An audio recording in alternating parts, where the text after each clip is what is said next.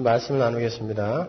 창세기 2장 25절에서 3장 21절까지의 말씀, 조금 길지만 집중하셔서 그 내용을 잘 파악하시면서 한번 우리 함께 봉독하시겠습니다. 아담과 그 안에 두 사람이 벌거벗었으나 부끄러워 아니하니라. 여호와 하나님의 지으신 들짐승 중에 뱀이 가장 간교하더라. 뱀이 여자에게 물어가로되 하나님이 참으로 너희더러 동산 모든 나무의 실과를 먹지 말라 하시더냐?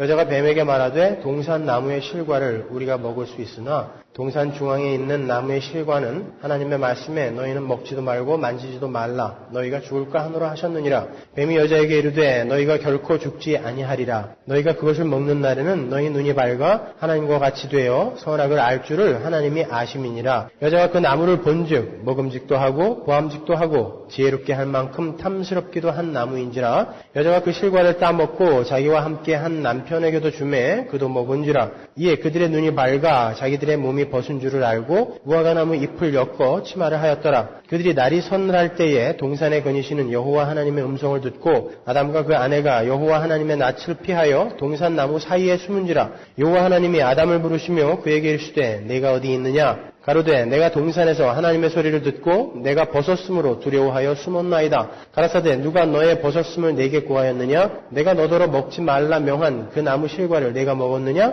아담이 가로되 하나님이 주셔서 나와 함께 하게 하신 여자 그가 그 나무 실과를 내게 주므로 내가 먹었나이다. 여호와 하나님이 여자에게 이르시되 내가 어찌하여 이렇게 하였느냐? 여자가 가로되 뱀이 나를 꾀므로 내가 먹었나이다. 여호와 하나님이 뱀에게 이르시되 내가 이렇게 하였으니 내가 모든 육축과 들의 모든 짐승보다 더욱 저주를 받아 배로 다니고 종신토록 흙을 먹을지니라. 내가 너로 여자와 원수가 되게 하고 너의 후손도 여자의 후손과 원수가 되게 하리니 여자의 후손은 내 머리를 상하게 할 것이요 너는 그의 발꿈치를 상하게 할 것이니라 하시고 또 여자에게 이르시되 내가 네게 잉태하는 고통을 크게 더하리니 네가 수고하고 자식을 낳을 것이며 너는 남편을 사모하고 남편은 너를 다스릴 것이니라 하시고 아담에게 이르시되 내가 내 아내의 말을 듣고 내가 너더러 먹지 말라 한 나무 실과를 먹었은즉 땅은 너로 인하여 저주를 받고 너는 종신토록 수고하여야 그 소산을 먹으리라. 땅이 내게 가시덤불과 엉겅퀴를 낼 것이라. 너의 먹을 것은 밭의 채소인즉 내가 얼굴에 땀이 흘러야 식물을 먹고 필경은 흙으로 돌아가리니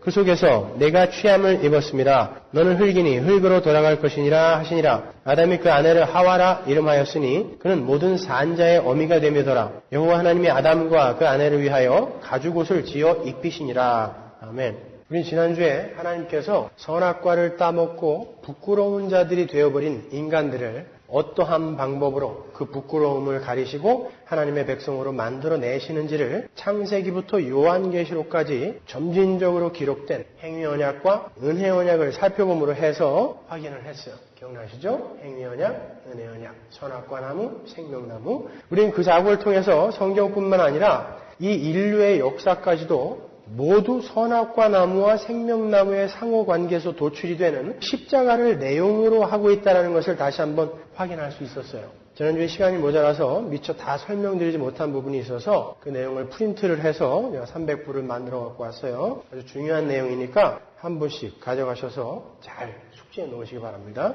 그게 제 설교 원고예요. 보시면서 우리 목사가 설교 원고를 어떻게 쓰는가도 한번 보시고요.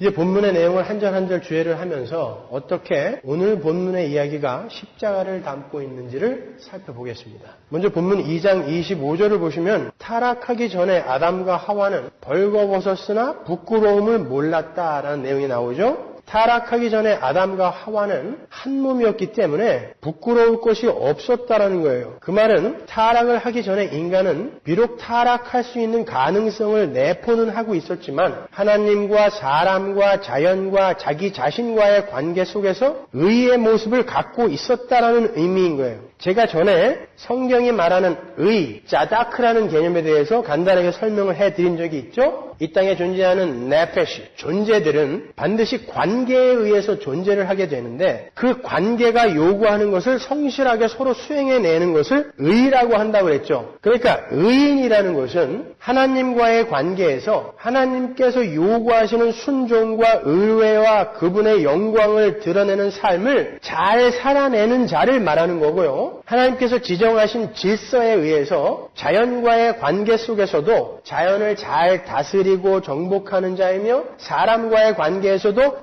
네가 나고 내가 너라는 그런 일체의 관계를 유지하는 자이며 자기 자신과의 관계에서는 자신이 하나님이 지시하신 그 질서를 벗어나서 해를 당하지 않도록 자신을 보호하고 사랑하는 자를 말하는 거예요. 그게 의인인 것입니다. 착한 일을 하는 사람이 의인이 아니라 그 관계가 요구하는 것들을 충실히 수행해내는 걸 의인이라고 한단 말이에요. 성경은요. 아담과 하와는 영화로운 생명을 소유한 사람들은 아니었어요. 그들에게 생명이 들어가 있는 게 아니라 생기가 주어졌다 그랬잖아요. 그들에게는 생기, 생명의 기운, 니스마트 하임이 들어가 있었어요. 그래서 그들은 의의 모습을 보일 수 있는 자들이었어요. 아담과 하와의 그 의로운 모습은 비록 타락의 가능성을 내포한 것이었지만 able to sin, 그죠? 타락의 가능성을 내포한 것이었지만 온전한 의의 그림자였단 말이에요. 그래서 타락하기 전에 아담과 하와는 하나님과 사람과 자연과 자기 자신과의 관계에 있어서 한시적이지만 의로운 관계로 존재했어요. 그래서 이 인간이 벌거벗었는데도 불구하고 하나님 앞에서 부끄러워하지 않은 것이고 서로를 바라보면서도 부끄러워하지 않았던 거예요. 의로운 관계에 있었기 때문에 생기에 의해서. 그게 2장 25절인 것입니다. 근데 하나님께서 인간의 타락을 허락하시고 하나님의 은혜를 거두어 가시자. 왜 하나님께서 인간의 타락을 허락하셨다라고 표현을 하는지는 지난주에 설명해 드렸죠. 그렇게 하나님의 은혜를 거두어 가시자 그 모든 관계들이 깨져버렸어요. 그 상태를 바로 불의라고 하는 거예요. 나쁜 일 하는 걸 불의라고 하는 게 아니라 그 상태가 불의란 말입니다. 그렇게 불의한 상태가 되자 사람은 하나님과 다른 사람과 자연과 자기 자신과 적이 되어버렸어요. 그 연합의 상태가 깨어져 버리자 인간은 하나님 앞에서도 부끄러움을 갖게 되었고 서로를 향해서도 부끄러움을 느끼게 되어버렸어요. 그래서 숨은 것입니다. 그때부터 인간은 스스로의 힘으로 그 부끄러움을 가리는 작업에 착수했죠. 제일 먼저 한 게 뭐예요? 오늘 본문에 나오죠? 무화과 나무 잎으로 자기의 치부를, 부끄러움을 가려버린 것입니다. 본문 7절로 가보겠습니다. 이에 그들의 눈이 밝아 자기들의 몸이 벗은 줄을 알고 무화과 나무 잎을 엮어 치마를 하였더라. 그들이 날이 서늘할 동안에 동산에 거니시는 여호와 하나님의 음성을 듣고 아담과 그 아내가 여호와 하나님의 낯을 피하여 동산나무 사이에 숨은지라. 여호와 하나님의 아담을 부르시며 그에게 이르시되 네가 어디 있느냐? 가로되 내가 동산에서 하나님의 소리를 듣고 내가 벗었으므로 두려워하여 숨었나이다. 여기서 등장하는 무화과 나무 잎은요, 그들이 치마를 해입은 무화과 나무 잎은 인간이 자신들의 공허를 메우고 부끄러움을 감추기 위해서 역사 속에서 토해낸 과학, 문명, 철학, 종교, 학문, 교육 등등의 인간 쪽에서의 행위를 총칭하는 단어인 거예요. 그러나 무화과 나무 잎의 특징은 잠깐이면은 말라버린다라는 거예요. 그래서 인간들은 자신들의 부끄러움을 가리기 위해 쉴 수가 없는 거예요. 마찬가지로 인간들이 자신들의 공허함을 메우고 부끄러움을 가리기 위해 만들어낸 그런 모든 것들은 한시적으로는 만족감과 안전감을 줄 수 있지 모르지만 절대로 인간의 공허함을 온전히 메워주거나 그들의 부끄러움을 가려줄 수 없는 거예요. 돈, 명예, 철학, 종교, 학문, 교육 이런 것들이 우리들의 목마름을 완전히 해결할 수 없고 우리들의 부끄러움을 완전히 가려줄 수 없는 것이란 말입니다. 그래서 우리의 인생이 이렇게 고단한 거예요. 그런 걸로 되는 줄 알고 가려봤더니 아니야. 돈을 벌어서 가렸더니 아니야. 여전히 목말라. 여전히 부끄러워요. 명예를 얻어서 가려봤더니 여전히 부끄러워. 그러니까 인간들은 쉴 수가 없는 거예요. 계속 가려야 되니까. 그 부끄러움은, 그 공허함은 십자가 앞에서만 메워지고 가려질 수 있어요. 하나님이 빠져나간 자리이기 때문에. 그래서 주님께서 말씀하시는 것입니다. 수고하고 무거운 짐진 자들아 다 내게로 와라. 어떻게 해준다고요? 쉬게 해줄게. 그러는 것입니다. 그 쉼이라는 건 너희들 부자 만들어줄게, 명예 얻게 해줄게가 아니라 너희들을 쉬게 해줄게. 그런 것으로, 그런 무화과 나무 잎으로 더 이상 안 가려도 되는 그러한 복된 소식을 내가 알려줄게. 그 이야기가 바로 수고하고 무거운 짐진 자들아 내게로 와라. 내가 쉬게 해줄게. 의미인 거예요. 뿐만 아니라 오늘 본문에는 그보다 더 무서운 불의의 결과가 또 한 가지 나타나 있어요. 그렇게 불의하게 되어버린 자들은 자신의 부끄러움을 가리는 방법으로 자기 이외의 다른 존재들을 공격한다는 거예요. 그 공격의 대상에는 창조주이신 하나님까지도 포함됩니다. 본문 11절로 가보죠. 가라사대 누가 너의 벗었음을 내게 고하였느냐? 내가 너더러 먹지 말라 명한 그 나무 실과를 내가 먹었느냐? 아담이 가로되 하나님이 주셔서 나와 함께 하신 여자 그가 그 나무 실과를 내게 주므로 내가 먹었나이다. 죄를 지은 아담이 자기의 부끄러움을 가리기 위해 누구를 공격해요? 여자. 그리고 누구까지? 하나님까지.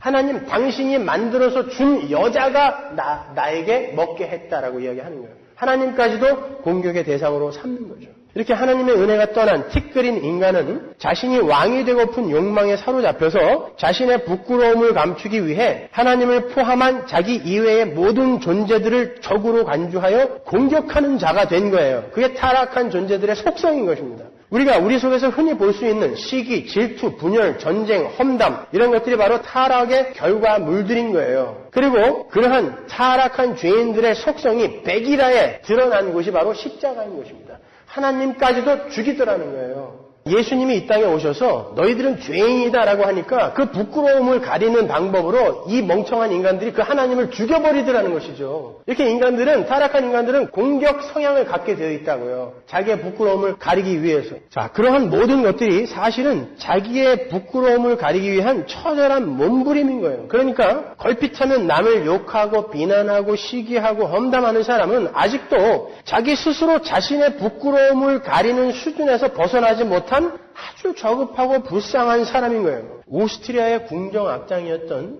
안토니오 살리에리라는 사람이 있었죠. 굉장히 뛰어난 사람이었는데 볼프강 아마데우스 모차르트라는 사람이 딱 나타나자마자 그 사람이 밀렸어요. 그러자 어떻게 합니까? 살리에르가 모차르트를 죽이는 작업에 착수한단 말이죠. 자기 자신이 여전히 우주의 중심에 앉아 있어야 한다는 타락의 본능은 자신보다 낫다고 생각하는 사람을 언제든지 살해할 수 있는 준비가 되어 있는 거예요. 그러니까 시기하고 질투하고 험담하고 분열을 획책하는 사람들은 기회가 주어지지 않아서 그렇지 지금 마음속으로 살인을 하고 있는 거예요. 하나님도 눈 감아주고 그리고 사람들에게 발각만 되지 않는다면 언제든지 그를 죽일 준비가 되어 있는 거죠. 그러나 하나님이 보고 있다라는 인식이 있고 사람들에게 들켜서 사회법상으로 처벌을 받을까 두려워 시기하고 질투하는 데서 머무르는 거지 기회만 주어진다면 언제든지 죽일 수 있는 것입니다. 똑같은 마음에서 나오는 거란 말이에요. 그게요.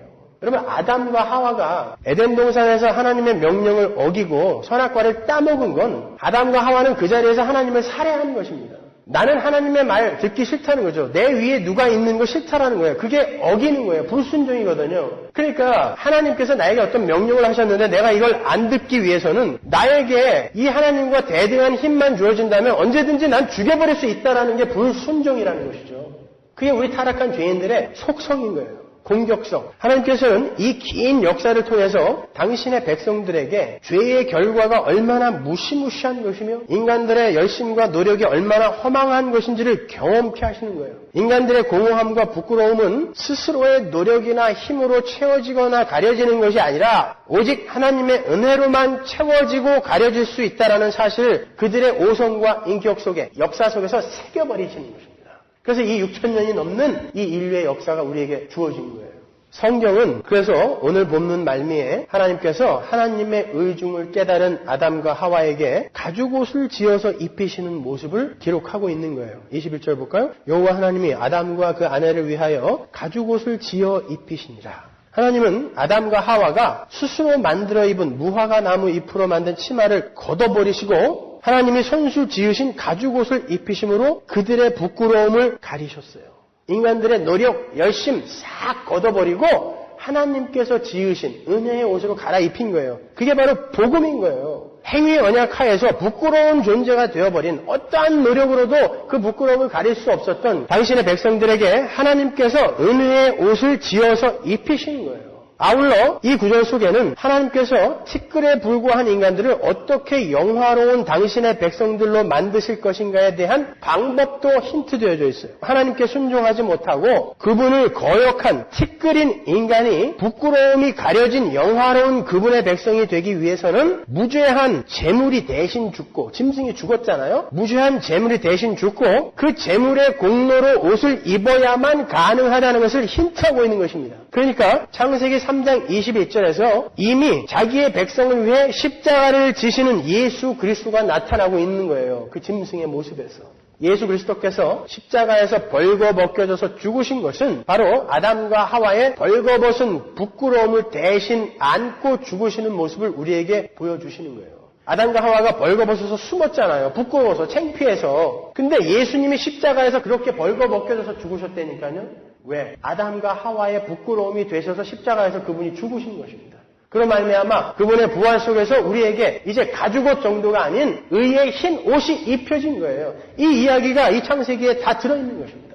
누디스트들이 이 창세기를 증거로 대면서 모든 인간이 옷을 벗고 사는 게 창조의 목적에 부합하게 사는 삶이라고 주장을 합니다만 그들의 주장은 창세기만 알고 요한계시록은 모르는 거죠. 하나님은 옷을 벗고 사는 에덴 동산의 아담과 하와를 최종 목적으로 삼으신 것이 아니라 옷을 벗고 사는 아담과 하와를 통해서 생기, 니스마타임, 생기를 받고 하나님의 은혜 아래, 한시적으로 하나님의 은혜 아래에 있는 자들의 한시적 의를 설명하신 것이고 하나님의 은혜로 그러한 한시적인 의와는 비교할 수도 없는 영원한 의의 흰옷을 입은 당신의 백성을 탄생시키는 것을 목적으로 인간과 우주와 역사와 시간을 창조하신 거란 말입니다. 그러니까 그런 사람들이 그렇게 이야기하면 이야기해 주세요. 옷 사서 입으라고.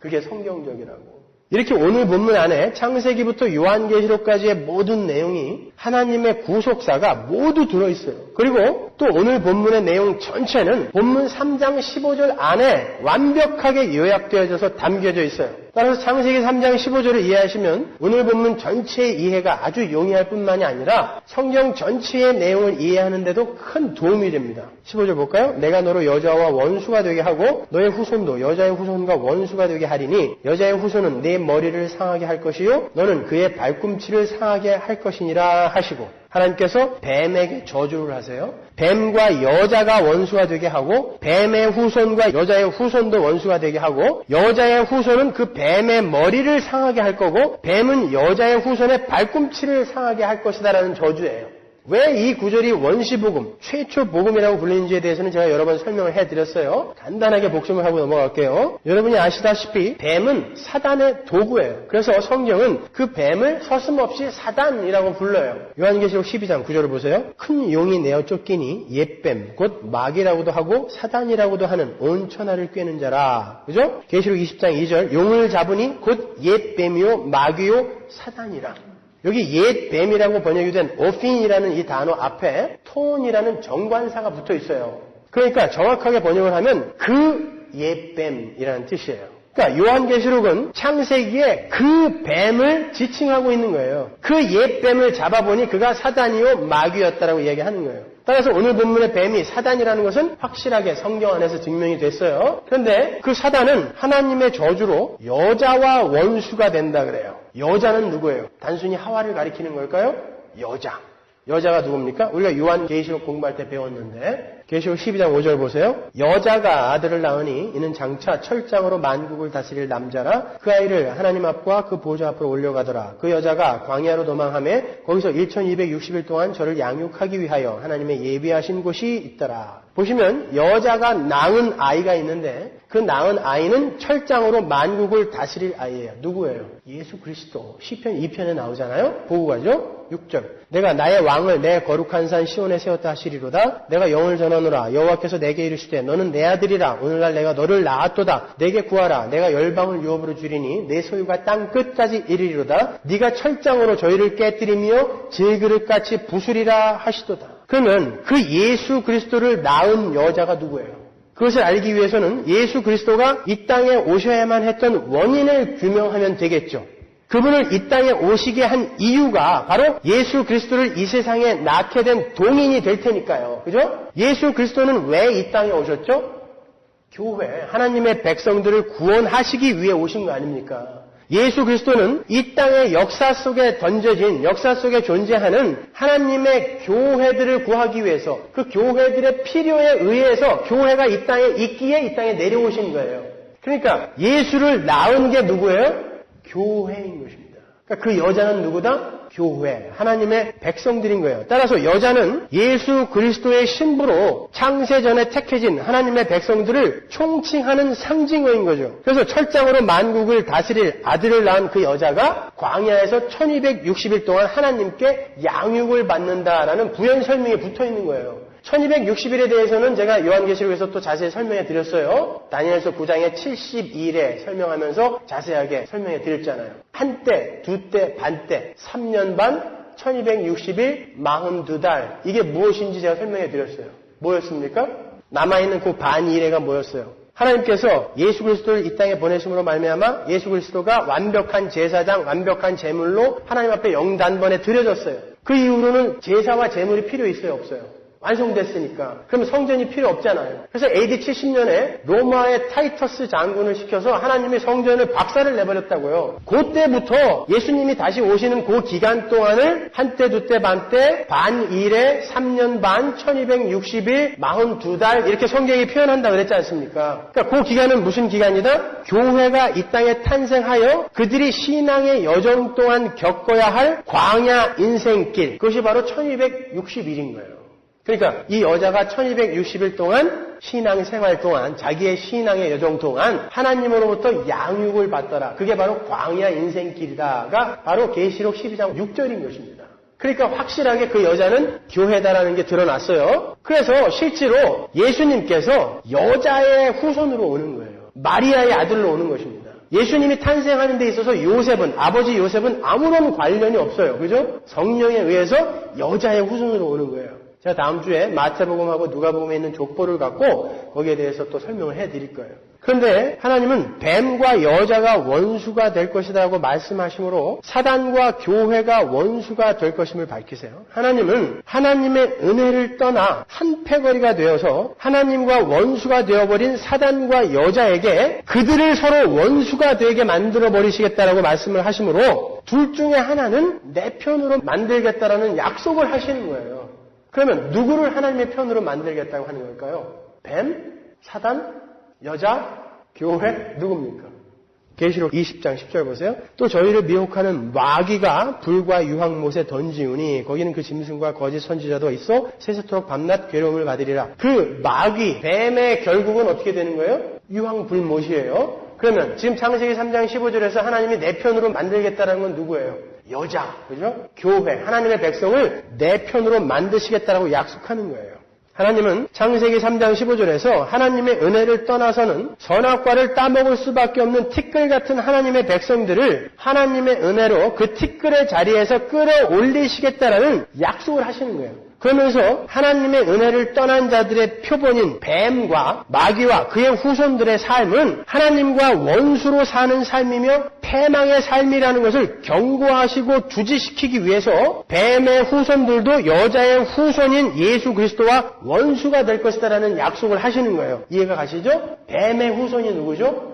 요한복음 8장 44절 보세요. 너희는 너희 아비 마귀에게서 났으니 여기 아비가 나와요. 너희 아비의 욕심을 너희도 행하고자 하느니라. 저는 처음부터 살인한 자요 진리가 그 속에 없으므로 진리에 서지 못하고 거짓을 말할 때마다 제 것으로 말하나니 이는 저가 거짓말장이요 거짓의 아비가 되었음이니라. 마귀의 후손이 누구예요? 잘 보시면 욕심이라는 단어가 나오죠. 마귀의 후손은 사단이 그랬던 것처럼 자기 자신의 욕심을 위해 자기의 왕좌를 위해 하나님마저도 타고넘는 모든 자들을 마귀의 후손이라고 하는 거예요. 성경은 마귀와 마귀의 후손, 마귀의 세력을 바로 그렇게 자기가 왕이 되기 위해 하나님까지도 타고넘는 불순종하는 그런 자들이라고 표현을 하는 것입니다. 하나님은 그렇게 자기 자신을 위해 하나님을 절대 상위의 자리에서 끌어내리고 자신이 우주의 중심이 되어 사는 자들을 가리켜 예수 그리스도의 원수라고 부르심으로 하나님은 당신의 백성들을 반드시 그 원수의 자리에서 건져내시겠다는 의지를 창세기 3장 15절에서 밝히고 계시는 거예요.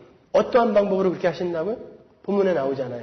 뱀은 여인의 후손의 발꿈치를 상하게 하고 여인의 후손은 그 뱀의 머리를 밟아버리는 방법으로 하시겠다는 거예요. 이게 십자가죠. 뱀이 여인의 후손의 발꿈치를 상하게 하는 사건은 여러분들 아시다시피 예수 그리스도의 십자가에서의 죽음이에요. 마귀는 하나님의 아들이신 예수 그리스도를 그렇게 십자가에서 죽여버리면 자신이 승리할 줄 알았어요. 그것은 비단 마귀의 생각만이 아니라 하나님의 은혜를 떠나 자신이 우주의 중심이 되고 싶어하는 모든 죄인들의 어리석은 속성인 거예요.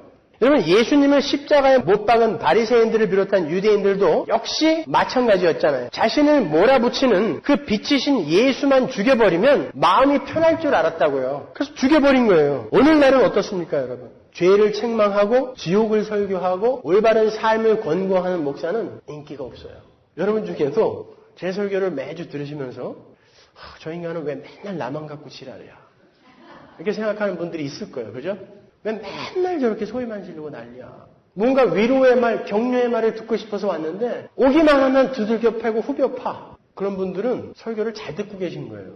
제가 그런 의도로 하고 있거든요, 설교를. 여러분, 우리는 오염된 이 육체를 갖고 있기 때문에 죽는 날까지 자신이 어떤 존재인지 지적을 받지 않으면 늘 잊어버린단 말이죠, 우리는요. 그렇기 때문에 우리는 계속 지적을 받아요. 성경 말씀 전체가 전부 너희들은 어떤 존재이기 때문에 하나님의 은혜들을 숨지 않으면 어떤 결과가 초래되는 거야. 그 내용이거든요. 그래서 하나님의 말씀은 우리에게 떨어질 때마다 우리를 납작하게 오징어 포로 만들어버리는 거예요. 너희는 이런 존재야라고 밀어버리는 것입니다. 그래서 여러분은 늘 찔려야 되는 거예요. 왜 말씀을 칼이라고 하겠습니까? 찌르는 것입니다. 찔러서 여러분들에게 덕지덕지 붙어있는 그 오염의 찌꺼기를 잘라내는 거예요. 그게 말씀의 역할인 것입니다. 근데 사람들은 평안하다, 평안하다, 잘한다, 잘한다 하는 말을 듣기 좋아하지 자신의 죄에 대해서 지적하는 말은 듣기 싫어해요. 그러나 여러분 선지서를 읽어보면 평안하다, 평안하다 하는 자들은 모두 뭐다? 가짜다 그러죠, 하나님이. 평안하다, 평안하다 이야기해주는 자들은 내가 보낸 적이 없다라고 하나님이 말씀하시지 않습니까?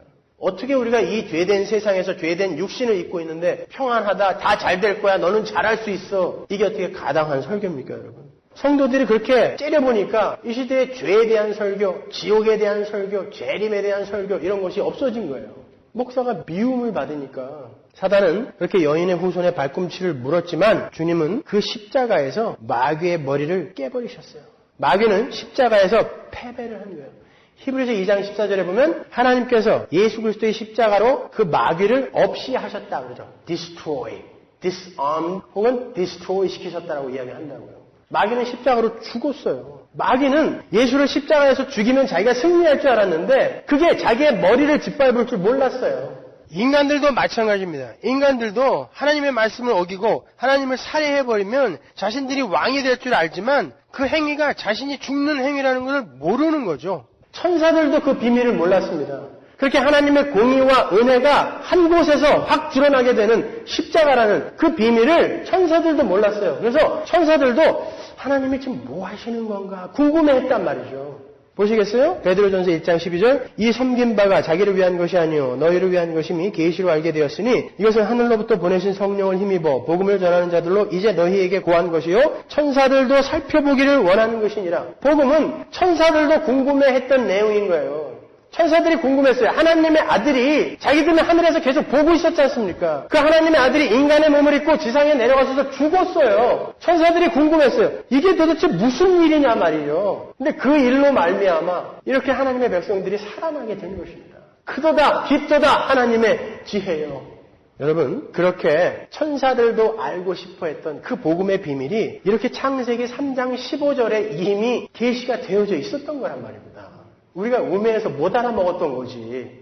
여러분이 이러한 말씀을 들으시면서 자꾸 이 역사를 마귀와 하나님의 전쟁으로 오해하실까 봐 걱정해요. 여러분 마귀는 하나님의 전쟁 상대가 안 돼요. 하나님은 창조주고 마귀는 피조물입니다. 피조물은 창조주가 후 불어버리면 언제든지 사라질 수 있는 존재라니까요. 그러면 하나님은 마귀를 왜 만들어 놓고 인간을 왜 이렇게 타락을 시키고 이런 역사를 우리에게 주셨는가? 그리고 십자가에서 예수님이 마귀의 머리를 밟았다는 건 도대체 무슨 의미인가? 이렇게 이해하시면 되는 거예요. 하나님을 떠나 자신이 하나님의 자리에 앉으려 하는 모든 피조물들은 마귀라는 이름 안에 다 들어있는 거예요. 마귀와 그의 세력이라는 이름으로 하나님은 그 마귀적 발상과 그 시도들을 하나님의 죽으심으로 즉 은혜로 소멸시키시고 그게 밟은 거예요. 소멸시키시고 그들을 당신만을 바라보며 당신만을 사랑하며 당신만을 의뢰하는 당신의 자녀로 만들어내실 것임을 역사 속에서 그림으로 보여주시기 위해 마귀, 타락, 십자가 같은 것들을 여러분에게 이렇게 등장시키시는 것입니다. 마귀는 하나님의 전쟁 상대가 아니라니까요. 계시록에서 찾아봤잖아요. 불로 들어가 그러니까 불로 쑥 들어가 버리지 않습니까? 그때는 죽일 수 있는 하나님이 지금은 못 없애버리냔 말이에요. 아니란 말입니다, 여러분. 그렇다면 그러한 하나님의 희생으로 그 원수의 자리에서 건져진 자들의 그 삶은 어떠한 삶이어야 되는 거예요? 지금까지 잘 들으셨어요? 마귀와 마귀의 후손들이 하나님께 순종하는 자리에서 떠나 열심히 무화과 나무 잎으로 자신의 부끄러움을 가리며 자신의 욕심을 구하는 삶을 사는 자들이라면 거기서 건져져서 가죽옷을 입은 사람들, 그 사람들은 어떻게 살아야 돼요? 그 반대로 살아야죠. 하나님께서 내 위에 절대 상위자로 존재하신다는 것을 인정하고 그분을 내 주인으로 모시고 그분의 계명에 순종하는 자로 사는 거예요. 그게 선악과를 안 따먹은 자입니다. 사도행전 2장 36절 보세요. 그런즉 이스라엘 온 집이 정녕 알지니 너희가 십자가에 못 박은 이 예수를 하나님이 주와 그리스도가 되게 하셨느니라 하니라. 예수님은 우리의 구원자죠. 그걸 헬라어로 뭐라 그래요? 그리스도라고 그래요. 우리는 예수를 구원자로만 알고 있어요. 그래서 예수 그러면 그냥 그리스도예요. 그리스도. 그러나 성경은 예수를 그리스도라고만 이야기하지 않고 주와 그리스도가 되게 하셨다 그런단 말입니다. 주가 뭔지 아세요? 여기서 주라고 번역되는 큐리오스라는 단어는 주인, 최고 권위를 가진 자라는 뜻이에요. 그래서 우리가 예수를 믿고 예수를 주와 그리스도로 고백을 하는 사람이 되었다는 건 하나님, 당신은 당신의 은혜로, 당신의 힘으로, 당신의 능력으로 우리를 구원하셨습니다. 그래서 나는 절대자인 당신 앞에 당신의 주인으로 모시고 당신의 말씀에 순종하는 자로 살겠습니다라는 의지까지 들어가 있어야 되는 거예요. 거기에 예수 그리스도를 그리스도로만 받아들이려고 하고 그건 아주 이기적인 거죠. 주로는 인정하지 않는 그런 것을 반쪽짜리 복음이라고 그래요. 신학자들이. 그리고 그 반쪽짜리 복음은 가짜다라고 이야기한다니까요. 사도 바울도 어떻게 이야기하는지 보세요. 골로새서 2장 6절. 그러므로 너희가 그리스도 예수를 주로 받았으니 그 안에서 뭐하되? 행하되. 주로 받았으면 종으로서 슬레이브라니까요. 종은 서번트도 아니에요. 슬레이브로서 그분의 말에 복종하는 자가 되어져 가야 되는 거예요. 그게 성숙이라고 하는 것입니다, 여러분.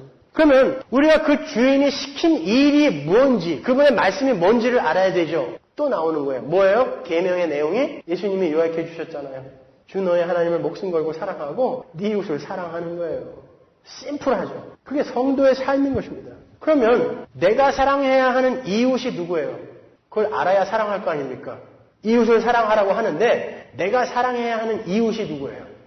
누가복음 10장 25절 보세요. 어떤 율법사가 일어나 예수를 시험하여 가로되 선생님 내가 무엇을 하여야 영생을 얻으리이까? 예수께서 이르시되 율법에 무엇이라 기록되었으며 네가 어떻게 읽느냐? 대답하여 가로되 내 마음을 다하며 목숨을 다하며 힘을 다하며 뜻을 다하여 주 너의 하나님을 사랑하고 또한 네 이웃을 내 몸과 같이 사랑하라 하였나이다. 예수께서 이르시되 네 대답이 옳도다. 이를 행하라. 그러면 살리라 하시니.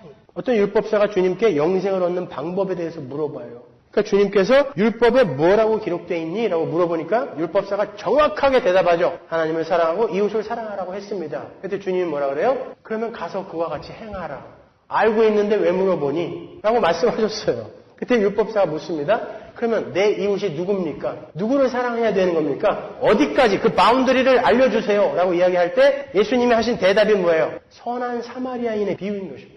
선한 사마리아인의 비유의 내용이 뭐죠? 어떤 사람이 길을 가다가 강도를 만나서 거반 죽게 됐어요. 근데 그 자리를 이스라엘을 상징하는, 대표적으로 상징하는 레위인과 제사장이 지나가죠. 근데 그냥 지나갑니다. 레위인과 제사장은 제사를 지내는 사람들이라 부정한 것을 보거나 만지면 안 되니까 아마 그래서 지나갔을 거예요. 근데 그 자리에 이스라엘이 원수로 여기는, 개 취급도 안 하는 사마리아인이 등장해요. 근데 그 사마리아인은 그 죽어가는 사람을 보고 치료를 정성껏 해주고 자기 돈을 털어, 알지도 못하는 사람을 자기 돈을 털어 여관 주인에게 맡기고 부비가 더 들면 더 낼 테니까 잘 돌봐주세요 라고 하고 간단 말입니다. 그러면서 주님이 묻죠. 누가 선한 이웃이냐? 율법사가 이야기합니다. 당연히 사마리아인이죠. 주님이 또 그러죠. 그럼 가서 그와 같이 하라. 보세요. 율법사는 누가 내 이웃입니까? 라고 물었어요. 근데 주님은 뭐라 그래요? 네가 선한 이웃이 되라 그래요.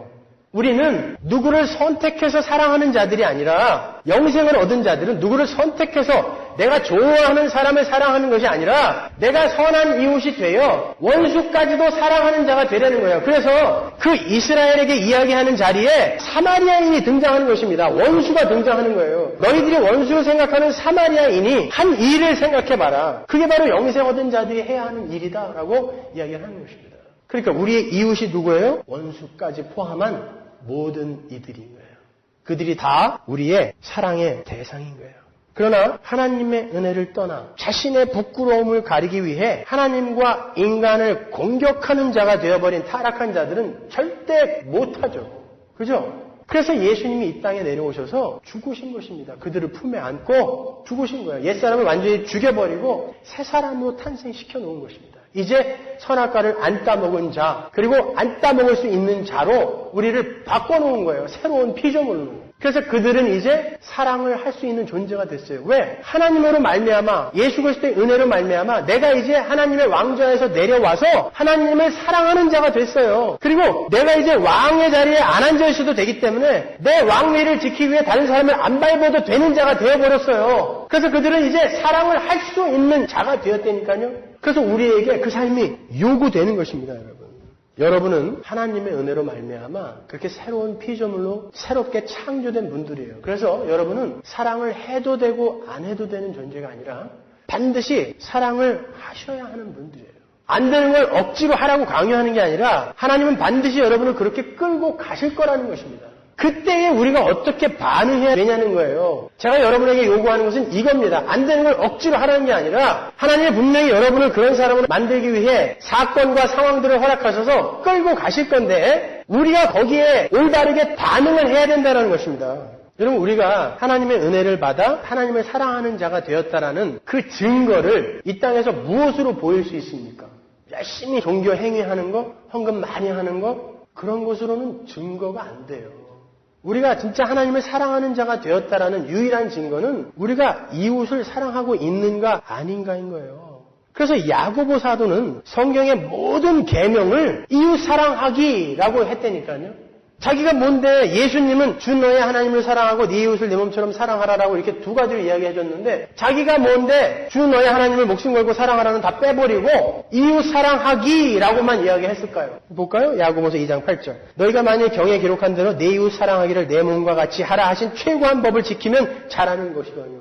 그죠? 빠졌죠? 바울도 똑같이 그래요. 갈라디아서 5장 13절. 형제들아 너희가 자유를 위하여 부르심을 입었으나 그러나 그 자유로 육체의 기회를 삼지 말고 오직 사랑으로 서로 종노릇하라. 온 율법은 내 이웃 사랑하기를 내 몸같이 하라 하신 한 말씀에 이루었나니 만일 서로 물고 먹으면 피차 멸망할까 조심하라. 서로 물어뜯고 먹는 사람은 멸망할 자인지 다시 한번 돌아보라는 거예요. 왜 이렇게 앞에 걸 뚝 떼어버리고 네 이웃을 네 몸처럼 사랑하라를 계명 전체의 요약이라고 사도들이 이야기했는지 아십니까? 우리가 이웃을 사랑하기 위해서는 하나님을 사랑하는 것이 전제가 되지 않고는 이게 안 나온다라는 의미에서 그러는 거예요. 그래서 굳이 그걸 쓸 필요가 없는 것입니다. 하나님을 사랑하지 않는 자들에게서는 이 사랑이 안 나온다는 거예요. 이웃 사랑이. 그래서 계명 전체를 그냥 이웃 사랑하기라고 이야기해 놓은 것입니다. 그러니까 우리가 이웃 사랑하기는 우리가 해도 되고 안 해도 되는 게 아닌 거예요. 그래서 요한 사도는 너희들 안에서 사랑이 안 나오면, 증거로 사랑이 안 나오면 니는 다 가짜야 라고 이야기한다고요. 요한일서 4장 7절을 보세요. 사랑하는 자들아 우리가 서로 사랑하자. 사랑은 하나님께 속한 것이니 사랑하는 자마다 하나님께로 나아서 하나님을 알고 사랑하지 아니하는 자는 하나님을 알지 못하나니 이는 하나님은 사랑이십니다. 하나님의 사랑이 우리에게 이렇게 나타난 바 되었으니 하나님이 자기의 독생자를 세상에 보내심은 저로 말미암아 우리를 살리려 하심이니라. 사랑은 여기 있으니 우리가 하나님을 사랑한 것이 아니요 오직 하나님이 우리를 사랑하사 우리 죄를 위하여 화목제로 그 아들을 보내셨음이니라. 사랑하는 자들아 하나님이 이같이 우리를 사랑하셨은즉 우리도 서로 사랑하는 것이 마땅하도다. 어느 때나 하나님을 본 사람이 없으되 만일 우리가 서로 사랑하면 하나님이 우리 안에 거하시고 그의 사랑이 우리 안에 온전히 이루느니라. 보세요. 우리가 보이지 않는 하나님을 이 세상에 보일 수 있는 유일한 방법이 우리가 서로 사랑하는 거라고 그러잖아요. 여러분, 주님은 우리에게 너희가 성령을 받게 되면 권능을 받고 타마야와 온 유대와 땅끝까지 이르러 내 증인이 될 것이다라고 이야기했어요. 우린 증인입니다. 근데 어떤 증인이 되어야 돼요? 하나님을 보여야 되는 증인이어야 되는데 어떻게 보인다 그래요? 이웃 사랑하기 이외에는 보일 수가 없다는 것입니다. 우리가 이걸 놓치고 있는 거예요. 근데 문제가 있어요. 아무리 사랑하려고 해도 사랑이 안 나오는데 어떻게 사랑을 해요? 그런 분들 계시죠? 아무리 사랑하고 용서하려고 해도 사랑이 안 나와. 내 감정이 따라주지를 않아. 내 감정이 내 의지를 안 따라줘. 그래서 이 감정이 따라올 때까지 내가 사랑하기를 유보하는 사람들이 있어요. 아니 아예 포기하는 사람들이 있어요. 나는 안 돼. 절대 사랑할 수 없는 존재야. 라고 그렇게 포기한단 말입니다. 여러분, 성경이 이 땅을 살아가는 하나님의 백성들에게 요구하는 사랑이라는 것은 전에도 한번 말씀드렸지만 감정이기 이전에 의지이며 선택인 거예요. 감정에 의해서 나오는 것은 like, 좋아함이라고 이야기하는 거예요. 좋아하는 것과 사랑하는 것은 다릅니다, 여러분. 물론 사랑의 한 요소로 감정이 들어가 있죠. 그건 확실한 거예요. 그러나 사랑 안에는 감정과 함께 의지와 선택이라는 요소도 들어있다는 것을 아셔야 돼요. 하나님을 예로 들어볼까요? 여러분, 하나님은 죄를 미워하세요, 사랑하세요? 미워하시죠. 이를 갈면 미워하세요. 죄인들은 미워하시죠. 우리는 전부 죄인이었어요. 하나님은 우리를 미워하셔야 돼요. 근데 그 미움이라는 감정을 타고 넘어 언약을 근거로 사랑이라는 선택, 의지가 발동이 됐단 말입니다. 그걸 십자가라고 하는 거예요. 그게 성경이 말하는 사랑인 것입니다. 좀 더 쉽게 예를 들어 드릴게요. 어떤 사람이 개를 좋아해요. 경우는 개를 좋아하죠. 왜? 집을 지켜주고 맛있으니까. 그러나 경우는 절대 개밥을 제대로 안 줘요. 개가 아프다고 병원에도 안 데려갑니다. 불편하니까. 그러니까 자기의 유익 때문에, 그 개가 자기에게 주는 어떠한 유익 때문에 개를 좋아하기는 하지만 개의 시중을 드는 것이 싫어서 개에게 내가 해야 할 바는 하지 않는 거. 이건 좋아는 하지만 사랑하지는 않는 거예요. 그렇죠? 좋아하는 것과 사랑하는 게 뭔지 아시겠어요? 또 다른 사람의 예를 들어볼게요. 제가 아는 어떤 수의사는 개를 좋아하지 않아요. 개를 보면 아무런 감정이 없어요. 오히려 어렸을 적에 개에게 심하게 물린 경험 때문에 개를 보면 혐오감까지 든다고 그래요. 그러나 수의사는 개를 정성스럽게 돌봐야 돼요. 그게 자신의 의무이며 책임이고 자신이 수의사가 될 때 짐승을 사랑하겠노라는 선서를 했기 때문에 그런 거예요. 그래서 그 수의사는 개가 안 좋지만 때가 되면 밥도 주고 약도 먹이고 최선을 다해 그 개의 질병을 고치려고 노력을 해요. 의지를 발동하여 선택을 하는 거예요. 어떻게 보면 그 수의사의 행위는 위선이며 의무이며 책임인 것처럼 보이지만 성경은 그것도 사랑이라고 부른단 말입니다. 또 다른 예를 들어드릴까요? 우리 교회 지영이는 개를 아주 좋아해요. 개하고 아이스크림도 나눠 먹으니까. 뿐만 아니라 개를 너무 사랑합니다. 그래서 마치 자기 자식처럼 개를 키워요. 그 집은 가보면 개판이에요. 개집이에요. 아주. 그렇게 개를 사랑해요. 감정과 의지가 다 들어가 있어요. 이것 또한 사랑입니다. 물론 이것이 바로 우리가 궁극적으로 추구해야 하고 우리 안에서 나와야 할 사랑이 이게 맞아요. 그러나 여러분, 성경이 이 땅에 있는 오염된 육체를 갖고 있는 우리 성도들에게 1차적으로 요구하는 사랑은 감정까지 포함한 사랑을 말하는 게 아니에요. 궁극적으로 우리에게서 나오게 될 사랑이 감정까지 포함된 사랑이 맞지만 우리는 이 땅에서 죄에 오염된 육신을 지니고 있기 때문에 감정까지 포함한 사랑으로 원수를 사랑할 수 있는 실력이 안 된단 말입니다. 예수님이나 할 수 있는 거란 말입니다, 이거는. 그래서 성경이 우리에게 요구하는 그 1차적으로 요구하는 사랑은 선택적이며 의지적 부분의 사랑을 말하는 거예요. 만일 하나님께서 원수를 사랑하라고 말씀하지 않고 너희들 원수를 좋아해라라고 말씀했으면 큰일 날 뻔한 거예요. 안 되거든요, 우리는. 그러나 하나님은 원수를 사랑하라고 했단 말입니다. 그 말은 너희들 마음속에서 지금은 그 사람을 좋아하는 감정이 안 올라온다 할지라도 너희는 그를 사랑하기로 선택하라는 거예요. 예를 들어서 내 남편이나 아내나 내 교회 멤버가 너무 미워서 죽겠어요. 눈만 뜨면 죽여버리고 싶어. 그럼에도 불구하고 그를 바라보며 도끼 눈을 뜨지 않고 커피를 한 잔 타다 갖다 주는 것을 선택적 사랑이라고 하는 것입니다. 그걸 위선이라고 보면 안 되는 거예요. 물론 그렇게 갖다 주면서도 속으로 아직까지 앙금이 가라앉지 않아서 먹다가 확 뒤져라.